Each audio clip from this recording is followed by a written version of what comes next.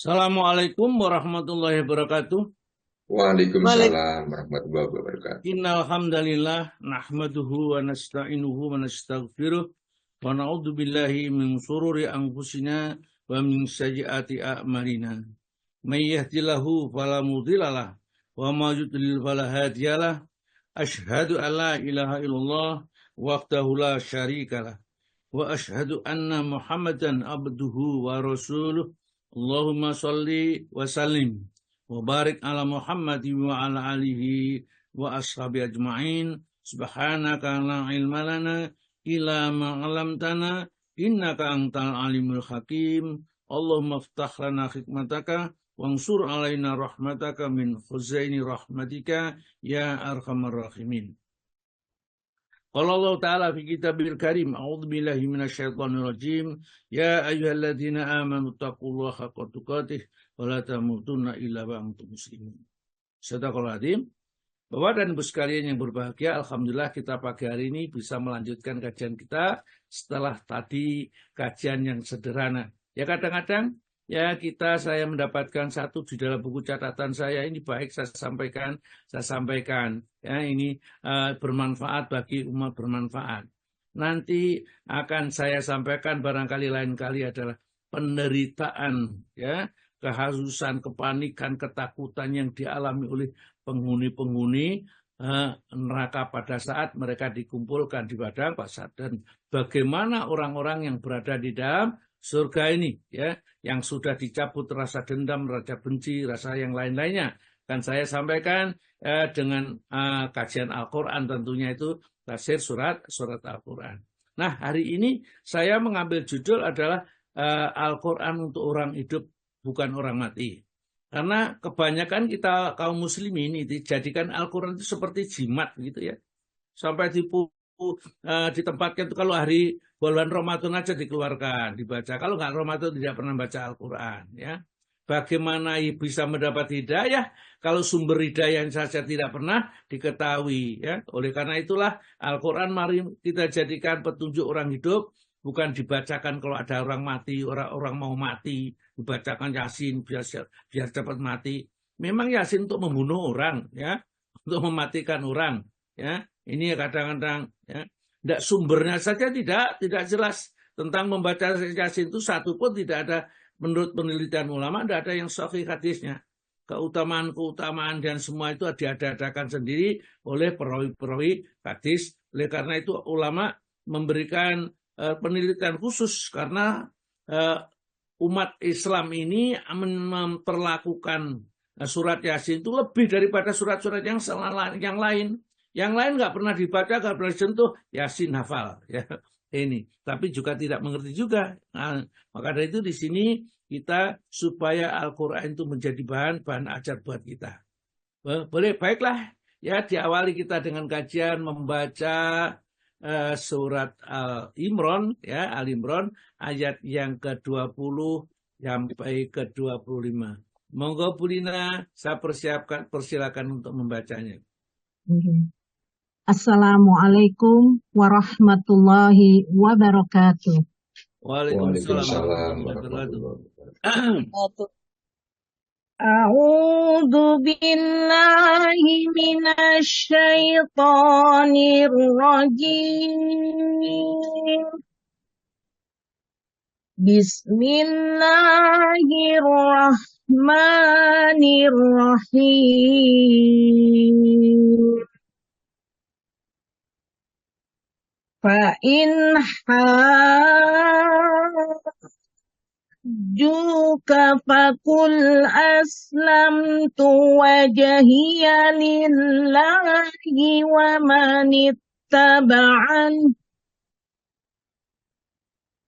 wa qul lilladzina utul kitaba wal ummiyina aslamtum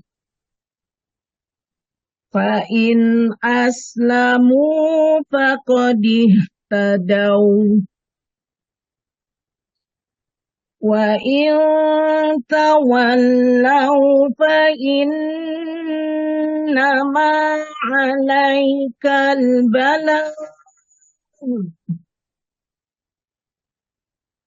Wallahu basirun bil ibad.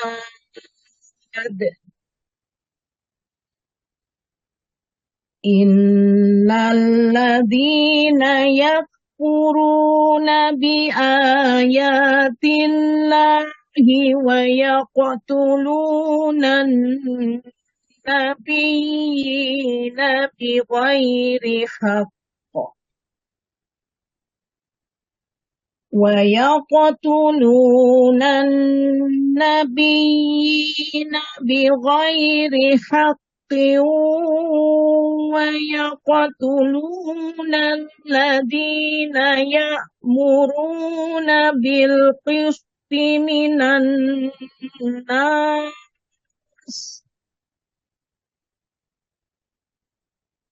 ويقتلون الذين يأمرون بالقسط من الناس فبشرهم بعذاب أليم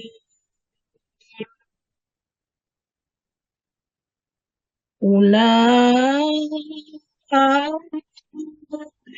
الذين حبطت أعمالهم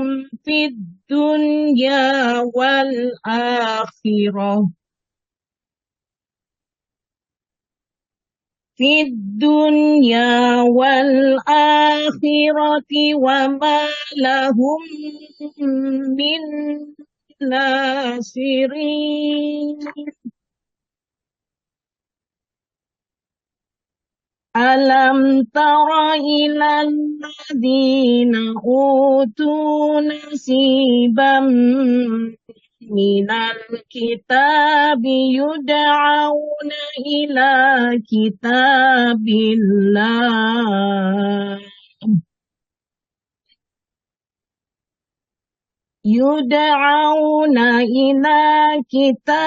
الله ليحكم بينهم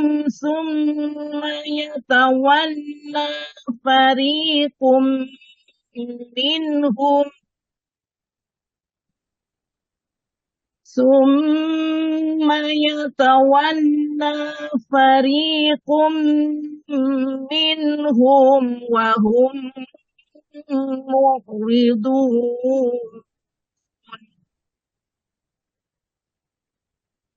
ذلك بأنهم قالوا لن تمسنا النار إلا أياما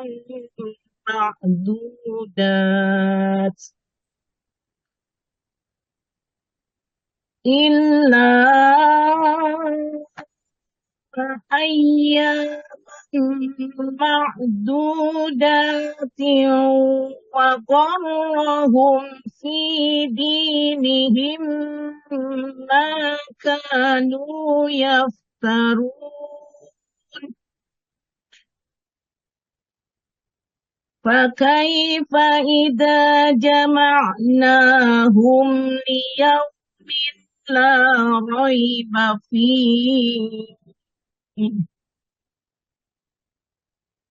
ووفيت كل نفس ما كسبت وهم لا يظلمون Sadaqallahul Azim. Terjemahan Surat Ali Imran, surat ketiga, ayat 20 sampai dengan ayat 25.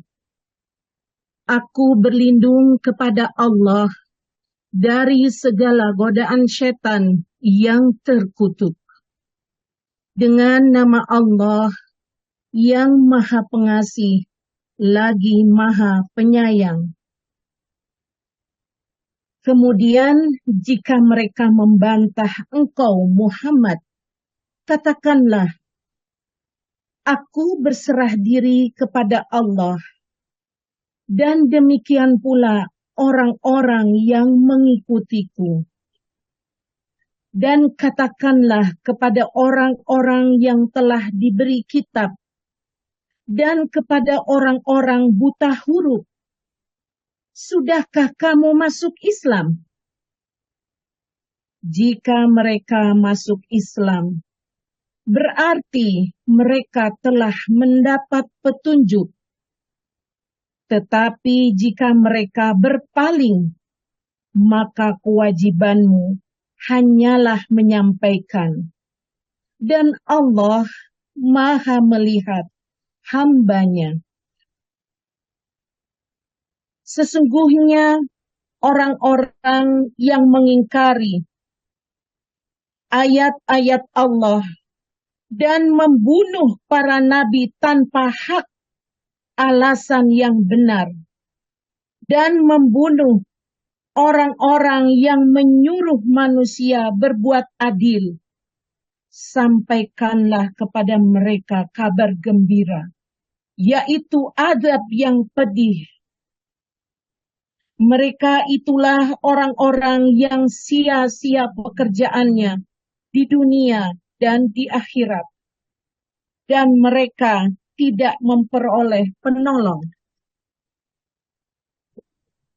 Tidakkah engkau memperhatikan orang-orang yang telah diberi kitab Taurat? Mereka diajak berpegang pada kitab Allah untuk memutuskan perkara di antara mereka. Kemudian sebagian dari mereka berpaling seraya menolak kebenaran. Hal itu adalah karena mereka berkata, api neraka tidak akan menyentuh kami, kecuali beberapa hari saja. Mereka terpedaya dalam agama mereka oleh apa yang mereka ada-adakan. Bagaimana jika nanti mereka kami kumpulkan pada hari kiamat yang tidak diragukan terjadinya, dan kepada setiap jiwa diberi balasan yang sempurna sesuai dengan apa yang telah dikerjakannya, dan mereka tidak dizolimi atau dirugikan. Maha benar Allah dengan segala firman-Nya. Dialah yang Maha Agung. Wassalamualaikum warahmatullahi wabarakatuh. Waalaikumsalam warahmatullahi wabarakatuh. Alhamdulillah, terima kasih Bu Lina ya, mengikuti sudah 108 ya. Bu Lina yang baca soalnya barangkali ya. Ini karena dia jangan fans sekali ya.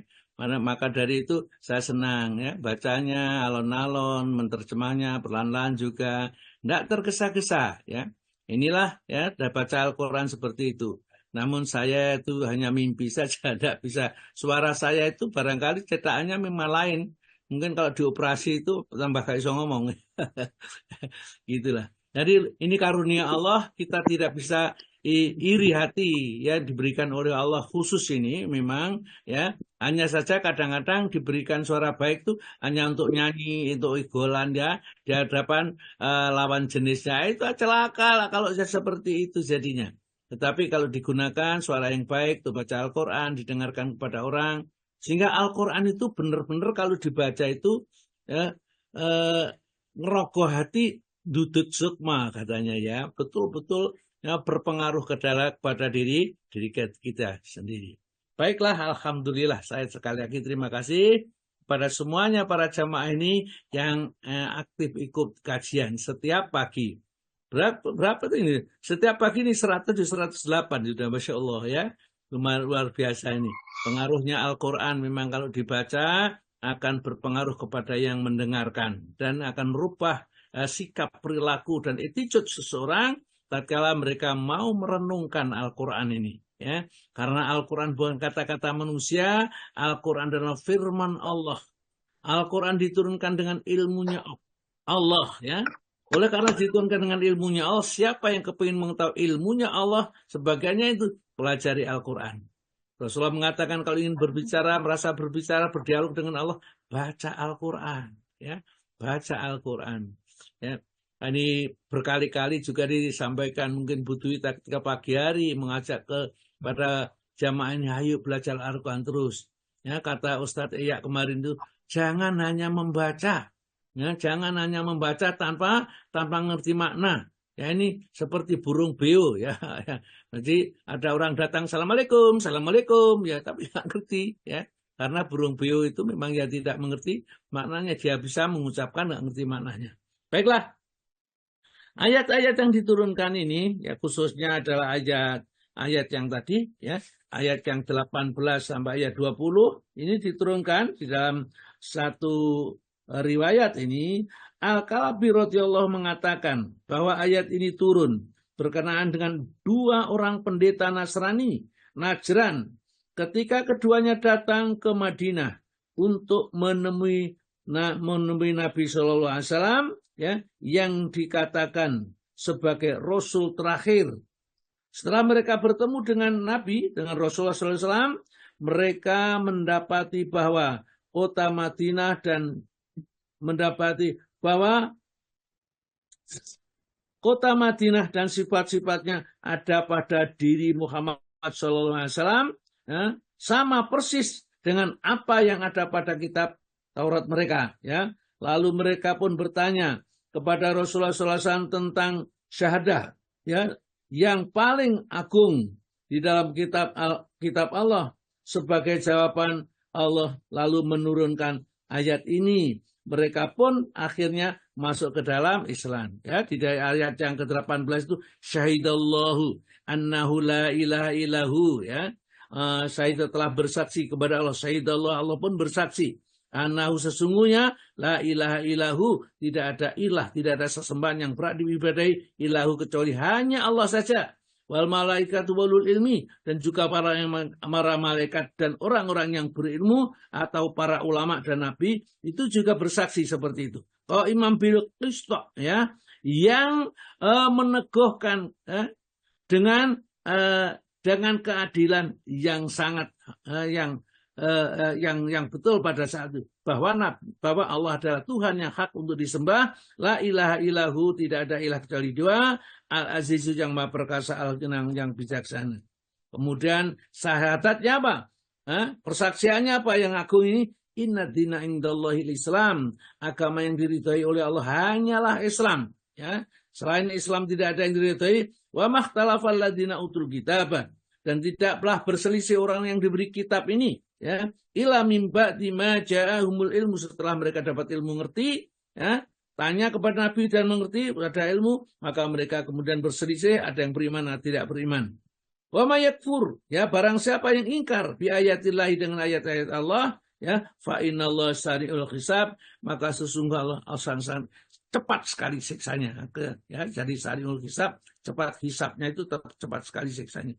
Jadi besok itu menghadap Allah, meskipun yang menghadap Allah itu sendiri-sendiri, tapi Allah itu sari'ul hisab, cepat ya hisabnya. Orang kalau kita hitung dengan matematik barangkali mulai Adam diciptakan pertama kali beranak pinak sampai Rasulullah umatnya yang terakhir, ya tentunya anaknya Allah yang tahu berapa jumlahnya.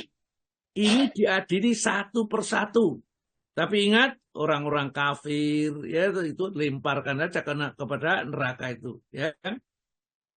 Waladina kafaru wa kadzabu bi ayatina ya ulaika ashabun nar. Orang kafir dan mendustakan ayat-ayat kami langsung aja dilempar ke dalam neraka, ya. Ini kafir tulisannya ada semua kafir.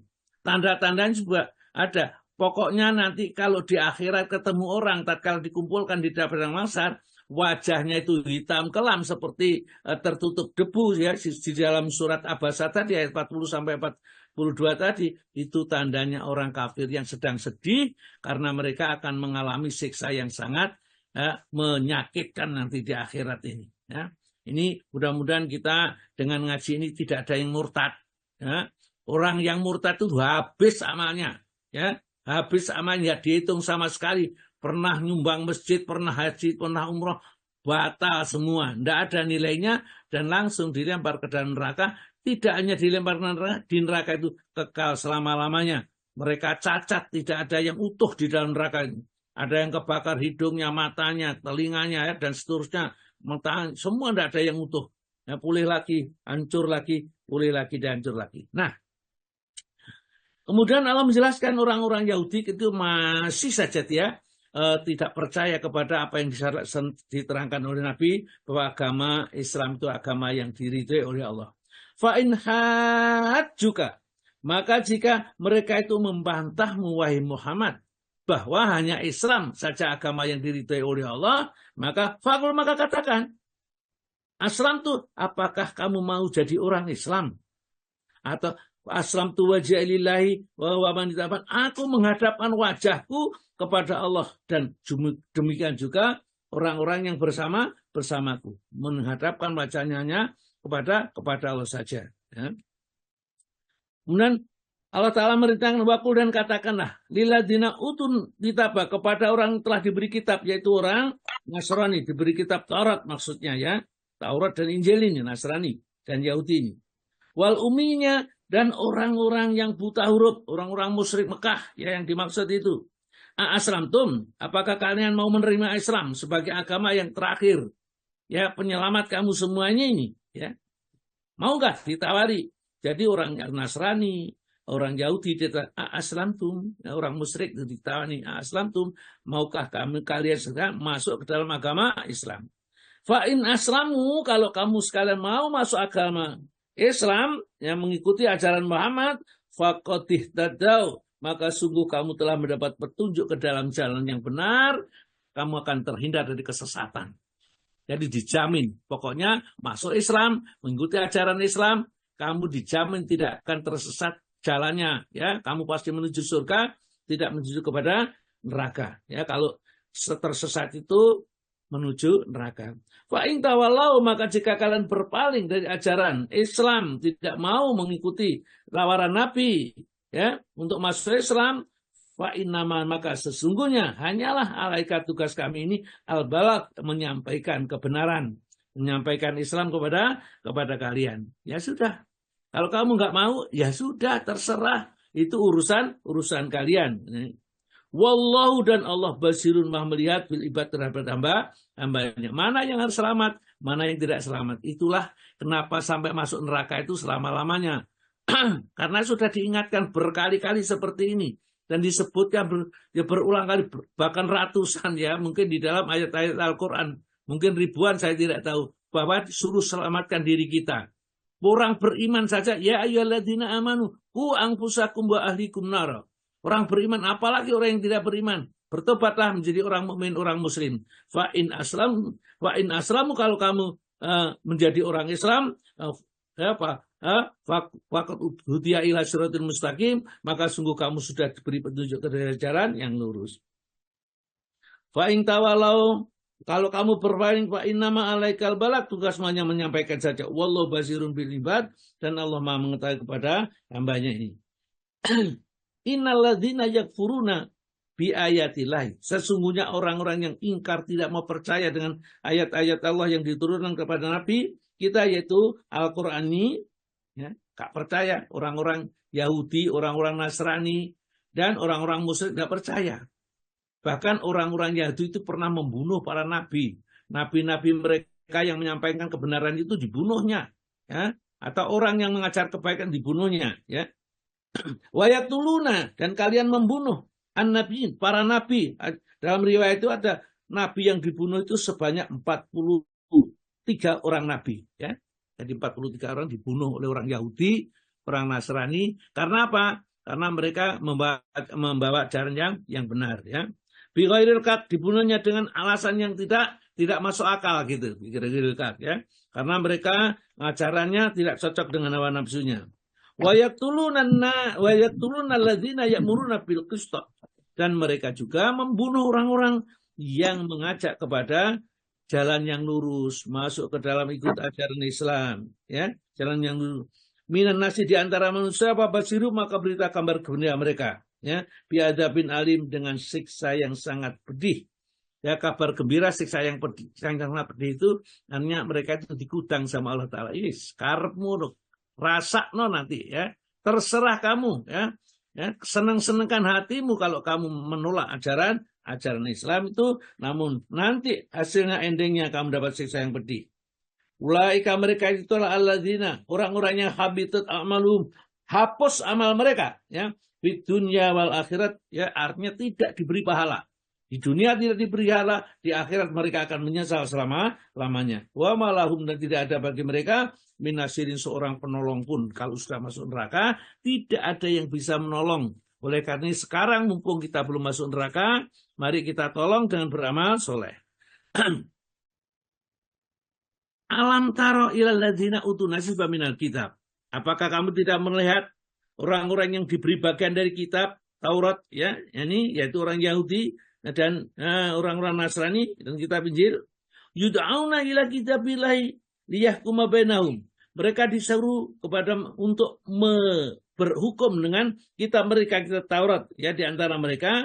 Sumaya tawalla fariqum minhum, kemudian mereka sebagian berpaling. Ada satu riwayat yang menerangkan bahwa ada seorang berzina ya, namanya zina mukson, datang kepada Nabi, bagaimana Muhammad Nabi yang terakhir, hukumnya ini orang yang berzina mukson ya, diapakan orang ini? Maka Nabi memutuskan bahwa orang zina mukson itu dihukum rajam ya, dilempari batu sampai meninggal dunia. Maka tatkala Rasulullah menghukumi seperti itu, mereka berpaling, tidak mau. Ya, maka disebut di sini summa yatawalla, kemudian mereka berpaling ya, berpaling dari ajaran itu. Wahum, dan mereka muridun, mereka tidak mengabaikan dan tidak mau dihukum razan ya. Kenapa mereka berani berpaling dari hukum Allah, padahal mereka itu adalah orang-orang yang sangat taat, orang ahli kitab ini, orang Yahudi itu padahal ini.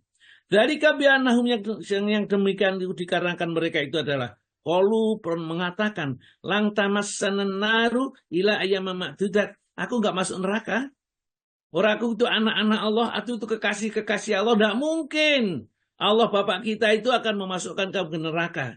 Ila ayyamam ma'dudat, kecuali beberapa hari sajalah, barangkali karena saya pernah salah menyembah sapi itu selama 40 hari ya, setelah itu setelah 40 hari dimasukkan dalam surga ya, seperti ayamam ma'dudat, kecuali beberapa hari saja, beberapa hari saja.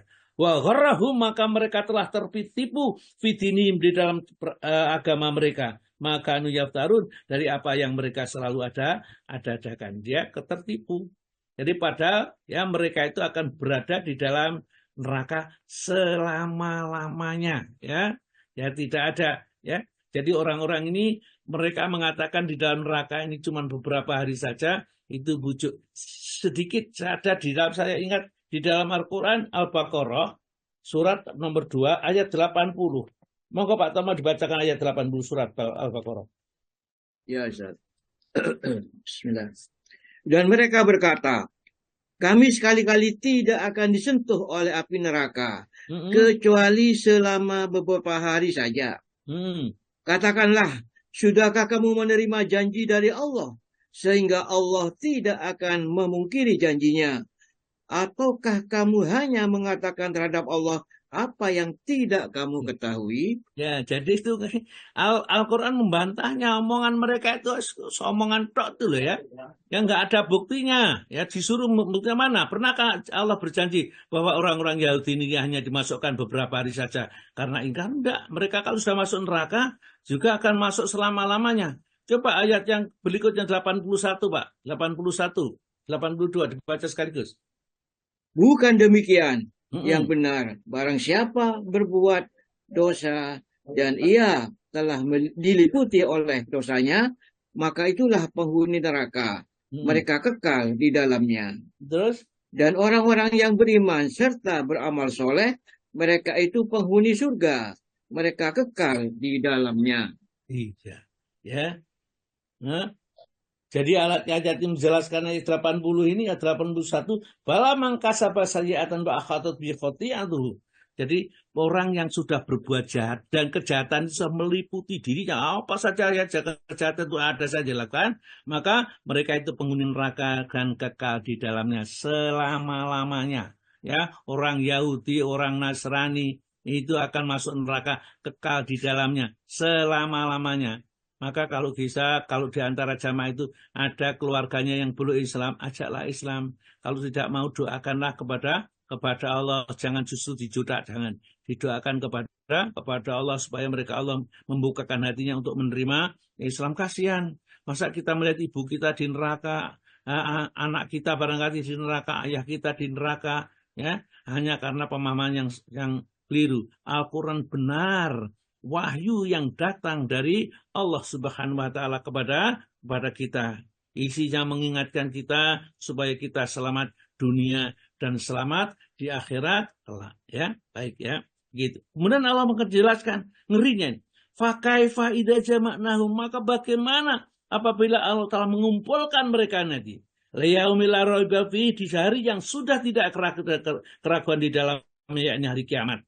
Nanti ada hari kiamat. Mereka sudah dimatikan oleh seluruhnya, kemudian dibangkitkan, kumpulkan di padang mahsyar, dihisap seluruh amalnya, kemudian setelah itu lewat sirat mereka berjatuhan dari sirat itu masuk ke dalam neraka jahanam.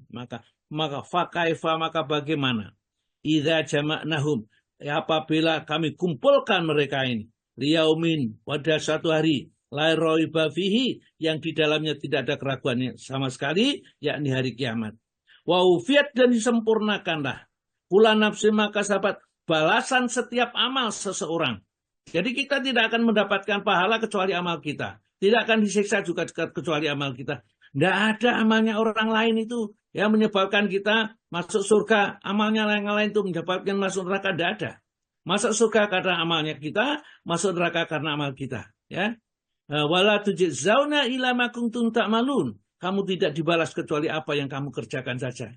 Maka jangan sampai pernah mengharapkan yang nggak poso, nggak sholat, kemudian nanti ingin dibacakan Al-Quran, dikatamkan, dikasih hadiahkan kepada ini, bereslah ya. Pada itu orang dolim. Dalam Al-Quran, wa ma lidzalimina min ansar. Maka orang dolim itu tidak ada pertolongannya, tidak ada penolongnya. Apakah Al-Quran atau yang lain, tidak pernah ada yang bisa menolong.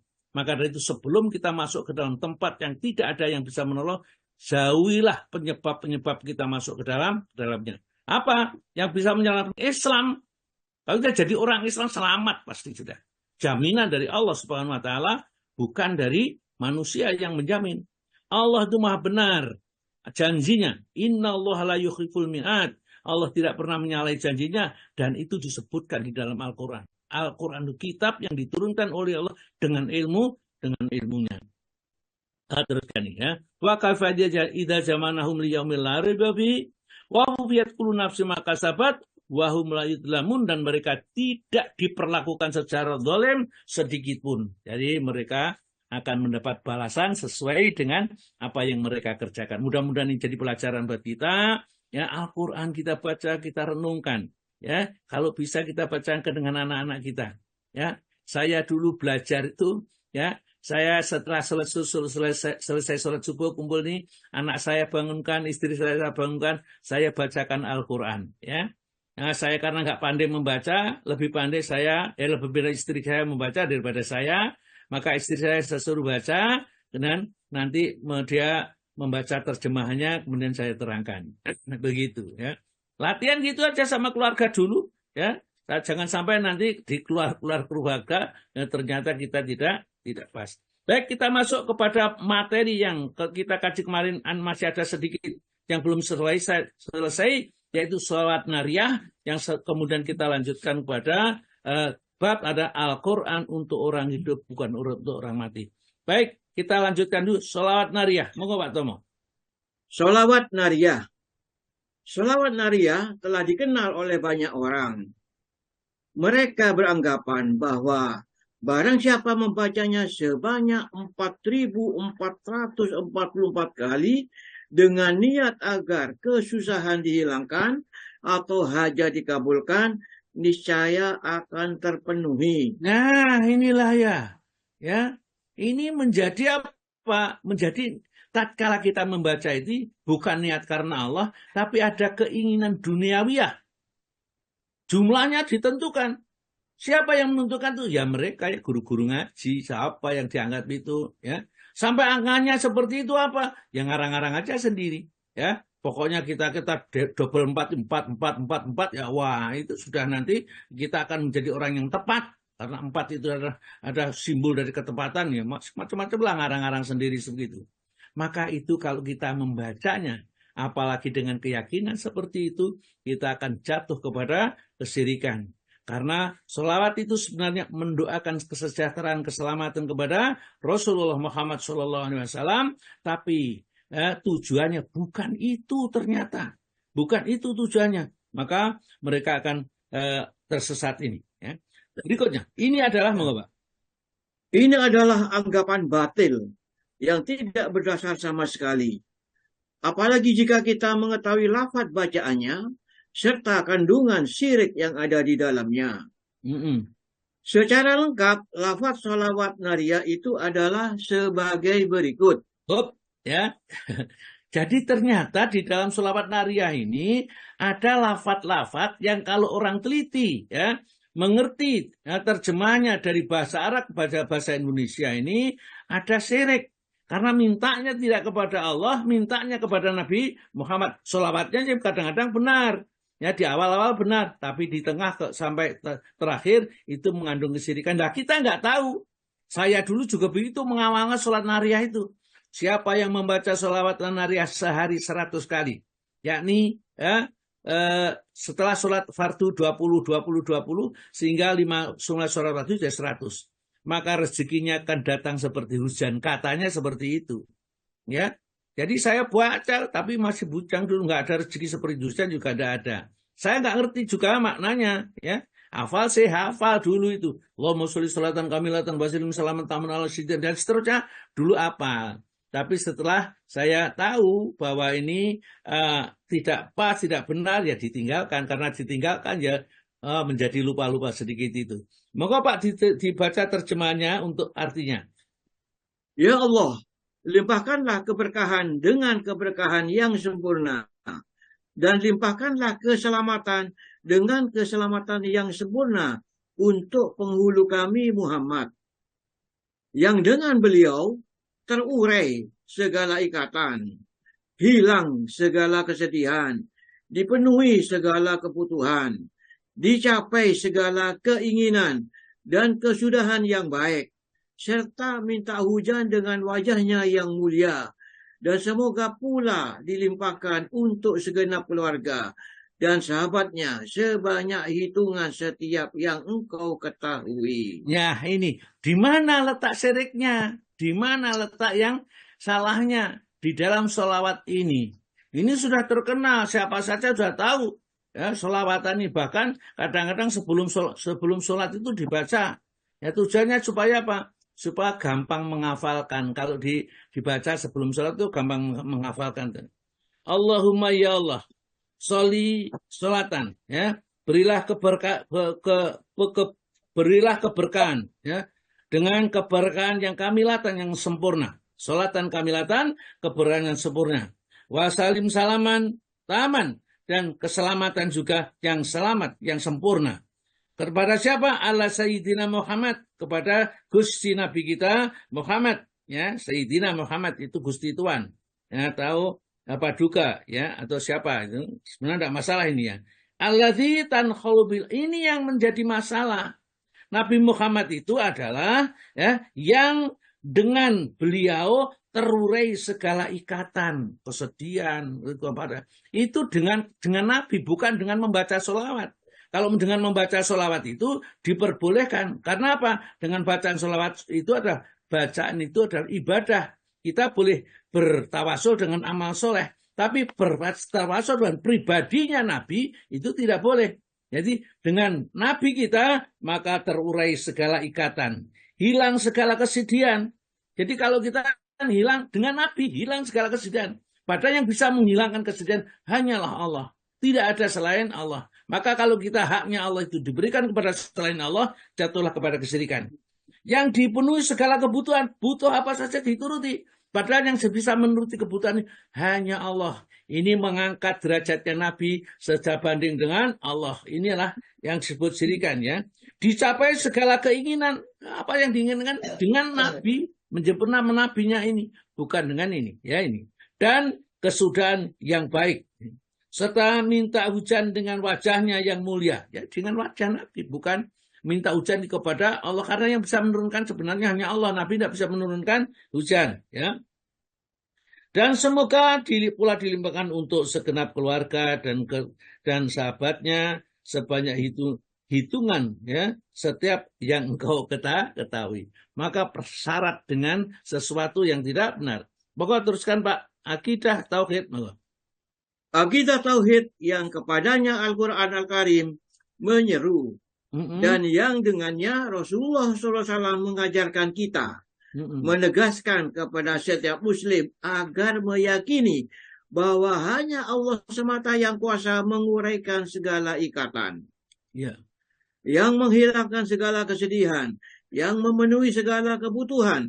Dan memberi apa yang diminta oleh manusia ketika ia berdoa. Terus? Setiap muslim tidak boleh berdoa dan memohon kepada selain Allah untuk menghilangkan kesedihan atau menimbulkan penyakitnya. Bahkan mesti ia dimintanya adalah seorang malaikat yang diutus atau nabi yang dekat kepada Allah. Ya, inilah rumusnya. Ya, kita tidak boleh dilarang keras minta kepada selain Allah. Minta kepada nabi tidak boleh. Ini dengan selawat ini minta kepada nabi, ya.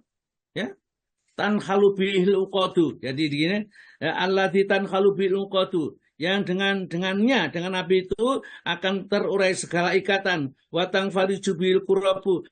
Dan akan hilang segala macam kesedihan. Wa tuqtabil kawaiju. Dan seakan dipenuhi segala macam keinginan. Dan seterusnya yang disebutkan di dalam surat An-Nariyah ini akan banyak memuat muatan-muatan yang dilarang kita untuk membicarakan atau untuk melafalkan, karena itu permintaan tidak kepada selain Allah, karena permintaan itu hanya boleh diminta kepada Allah. Terus Pak.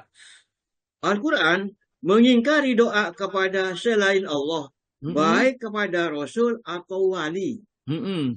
Maka Allah berfirman dalam surat Al-Isra ayat 5, 6, 5, 7 yang artinya, katakanlah, panggillah mereka yang kamu anggap Tuhan selain Allah. Maka mereka tidak akan mempunyai kekuasaan untuk menghilangkan bahaya darimu dan tidak pula memindahkannya. Orang-orang yang mereka seru itu, mereka sendiri mencari jalan kepada Rabb mereka. Siapa di antara mereka yang lebih dekat kepada Allah dan mengharapkan rahmat-Nya dan takut akan siksanya, sesungguhnya siksa Rabb-mu adalah sesuatu yang harus ditakuti. Besok tatkala hari penghakiman, maka Allah mengatakan kul gitu aja ya. Serulah, mintalah, panggillah. Alladzi, yaitu berhala-berhala itu ya, selain yad'una za'amtu yang kamu sangka min dunihi selain Allah itu untuk bisa menyelamatkan kamu. Sekarang panggil sekarang ini ya, di saat hari penghakiman itu ya. Fala yamliku, hanya mereka tidak mempunyai kekuasaan pun kasafal duri, menghilangkan keburukan angkum dari kalian. Wala takwa, dan tidak bisa juga memindahkannya. Jadi tidak bisa sudah.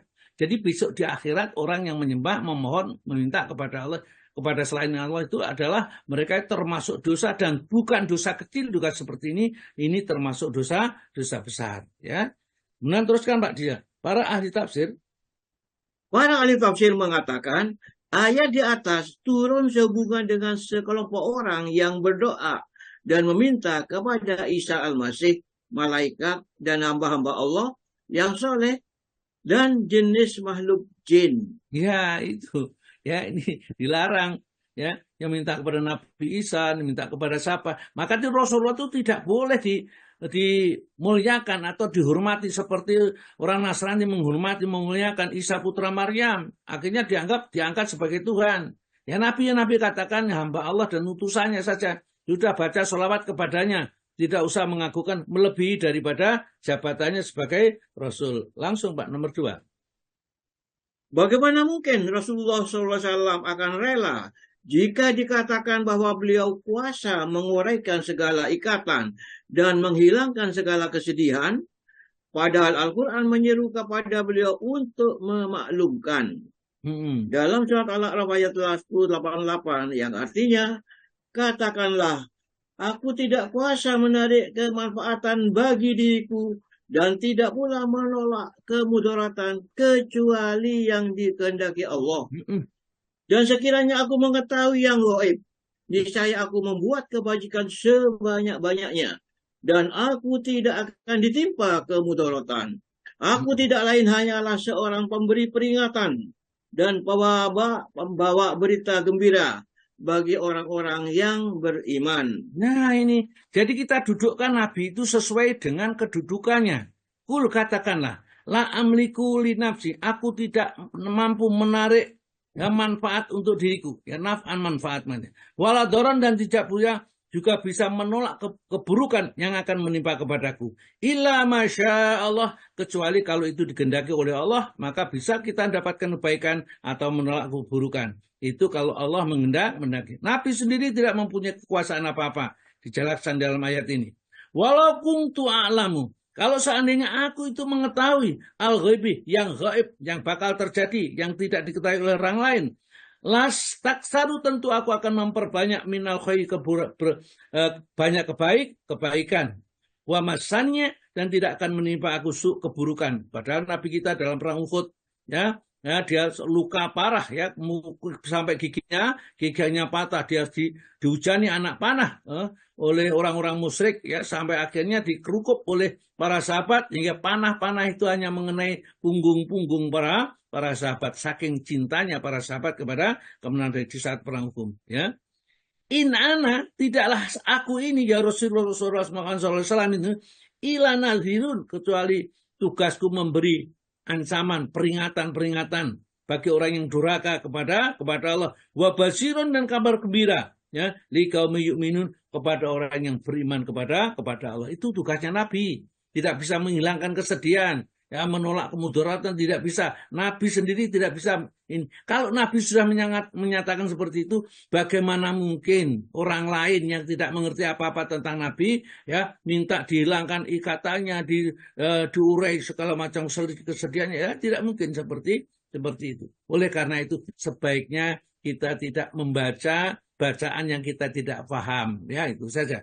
Tapi kalau nekat membaca, ya monggo. Karena semua itu akan resiko ditanggung penumpang. Saya ini cuma membacakan dan mengingatkan saja. Orang yang mendapat hidayah di dalam hatinya akan gampang menerima petunjuk. Tapi kalau mereka tertutup hatinya, namanya kafir, ya, orang itu sulit mendapatkan nasihat. Terus Pak. Dalam hadis riwayat An-Nasa'i dengan sanad yang sahih dikatakan, dan seseorang laki-laki datang kepada Rasulullah SAW, lalu dia berkata kepada beliau, atas kehendak Allah dan kehendakmu. Maka Rasulullah SAW bersabda, apakah engkau menjadikan aku sebagai sekutu tandingan bagi Allah? Katakanlah hanya atas kehendak Allah semata. Nah, jadi gitu saja tidak boleh loh sama Nabi, ya. Dia mengatakan Masya Allah wasita, ini atas kehendak Allah dan kehendak Allah, wahai Nabi Muhammad. Pak, kalau langsung disergah oleh Nabi, dicegah ini, aja'altani, apakah engkau akan menjadikan aku lillahi bagi Allah nidan, ya, sekutu-sekutu, ya, kamu cukup aku dengan Allah, ya. Kul, katakanlah Masya Allah wahdah, hanya kehendak Allah semata-mata. Jadi tidak boleh ini kehendak Allah juga kehendak Muhammad, ya. Ini juga atas izin Allah dan dokter menyembuhkan, tidak bisa, ya. Tidak begitu. Ini adalah kehendak Allah kita sembuh sakitnya, dan dokter, ya, bukan dan dokter, kemudian dokter memberi obat kepadanya. Sehingga penyembuhan itu tetap datang dari Allah. Dokter itu hanya sebagai perantara menyembuhkan dengan memberi obat, tapi kesembuhan itu datang dari Allah. Wa idza maritu, kalau aku sakit, wa yashfin, dialah Allah yang akan menyembuhkannya, bukan dokter, ya. Terus Pak. Di samping itu, di akhir lafaz sholawat nariyah tersebut terdapat pembatasan dalam masalah ilmu Allah. Ini adalah suatu kesalahan yang besar. Iya, ya. Jadi wa ala ali wa sahbi adada kula mu'tali, maklumilah ya, dari semua itu sampai habis. Jadi padahal Allah Ta'ala itu Qur'annya tidak pernah habis. Terus Pak, 3. Seandainya kita membuang kata bihi dengan Muhammad, lalu kita ganti dengan kata biha dengan sholawat untuk Nabi, niscaya makna lafaz sholawat tersebut akan menjadi benar. Sehingga bacaannya akan menjadi sebagai berikut. Allahumma sholli sholatan kamilah wa salim salaman taman ala Muhammadillati tanahallu bihil uqad, dan seterusnya. Biha, Pak. Bukan bihi, biha. Ya, biha, Ustaz. Ya, bihi ala Muhammadillati tanahallu bihil uqad. Ya Allah, limpahkanlah keberkahan dan keberkahan yang sempurna, dan dilimpahkan keselamatan dengan keselamatan yang sempurna untuk Muhammad, yang dengan sholawat itu diuraikan segala ikatan. Terus? Hal itu dibenarkan karena bersolawat untuk Nabi SAW adalah ibadah, dan kita boleh bertawasul dengannya agar dihilangkan dengan kesedihan dan kesusahan. Jadi kalau kita bertawasul dengan amal soleh, ibadah termasuk soleh, itu diperbolehkan. Tapi tawasul dengan zatnya, dengan orangnya, itu tidak diperbolehkan. Tadi kalau bihi, sebenarnya kan bedanya kan bihi diganti biha. Kalau bihi itu dengan Muhammad. Kalau biha itu dengan bacaan sholawat tadi. Ya, kalau dengan bacaan sholat boleh kita mohon kepada Allah yang yang akan mengurai segala macam sulitan, ya, menyembuhkan penyakit itu dengan bacaan sholawat kepada Nabi. Itu bacaan amal soleh, dengan amal soleh tersebut kita mohon kepada Allah supaya dihilangkan kesedihan. Kalau dengan Muhammad, dengan zatnya Muhammad, dengan Muhammad sendiri yang bisa menghilangkan, itulah ya, itu tentunya bagi mereka-mereka yang sudah mengerti bahasa Arab ya akan mengertikan seperti itu. Kalau saya memang tidak begitu menguasai belajar bahasa Arab sampai sejauh itu. Namun paling aman ya kita tidak mengucapkan aja sholawat yang diajarkan Nabi, itu masih lebih menjanjikan bahwa itu akan mendapatkan pahala di sisi Allah. Sama-sama sholawat. Sama membaca sholawat atas Nabi. Yang B membaca sholawat. Yang satu sholawat kalimatnya, kata-kata yang diajarkan oleh Nabi. Yang satu yang tidak diajarkan oleh Nabi. Maka meskipun tidak dosa, sama-sama tidak dosa. Bahkan mungkin sama-sama perbuatan baik. Yang satu perbuatan baik itu mengikuti yang diajarkan Nabi. Yang satu menambah-nambah, ya, yang tidak diajarkan oleh Nabi. Maka yang dijamin yang pasti diterima adalah ibadah yang diajarkan oleh Nabi. Terakhir nomor 4. Nomor 4. Kenapa kita membaca sholawat bid'ah yang merupakan perkataan manusia? Kemudian kita meninggalkan sholawat Ibrahimiyah yang merupakan ajaran Nabi Muhammad SAW yang masuk. Apa sih alasannya? Kok gak gelem? Ya, kita sudah diajari. Kalau membaca sholat, Allahumma sholli ala Muhammad wa ali Muhammad kama sholaita, dan seterusnya. Itu yang diajarkan Nabi. Tapi kita mungkin nambah-nambah. Ya, misalnya ditambah Sayyidina dan lain-lainnya. Sebenarnya menambah itu tidak ada masalah. Ya, hanya saja Nabi mengajarkan A, kok kita jabakan A+1. Ya. Apakah tambahan itu menjadi diizinkan atau tidak diizinkan? Seandainya tambahan itu diizinkan dan dibenarkan, pasti para sahabat dulu akan mengerjakan karena mereka itu ahli kebaikan di zamannya. Ya, oleh karena itu para ulama sepakat kalau membaca sholat Ibrahimiyah itu di dalam sholat atau di luar sholat boleh. Ya, nah, kalau di luar sholat Ibrahimiyah, ya, sehingga kita pakai Sayyidina biasanya. Ya, kalau di dalam sholat itu tidak diperbolehkan, kalau di luar sholat diperbolehkan, tidak ada masalah. Kalau di luar sholat karena itu tidak tauqifiyah, tidak ditetapkan bacaannya.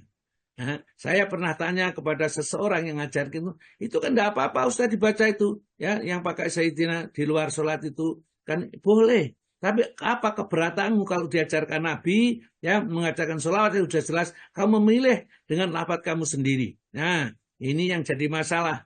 Kenapa kita tidak mau mengikuti Nabi padahal Nabi sudah mencontohkan. Ya, memang orang-orang Arab itu dengan kita mempunyai tradisi yang tidak sama. Kalau menghormati orang itu biasanya ya dengan kata-kata yang itu Sayyidina itu Gusti Tuhan kan, yaitu menghormati. Orang itu mengatakan kenapa baca sholawat ke Allahumma sholli ala Muhammad wa ali Muhammad jambal. kepada Nabi Muhammad kok tidak punya sopan santun ya. Padahal ya sebenarnya Rasulullah itu mengejarkan dengan ajaran yang sebaik-baiknya. Itu sudah sopan santun. Namun karena kita orang Jawa mempunyai adat kebiasaan sendiri, sehingga kita anggap bahwa kebiasaan itu yang lebih baik daripada apa yang diajarkan.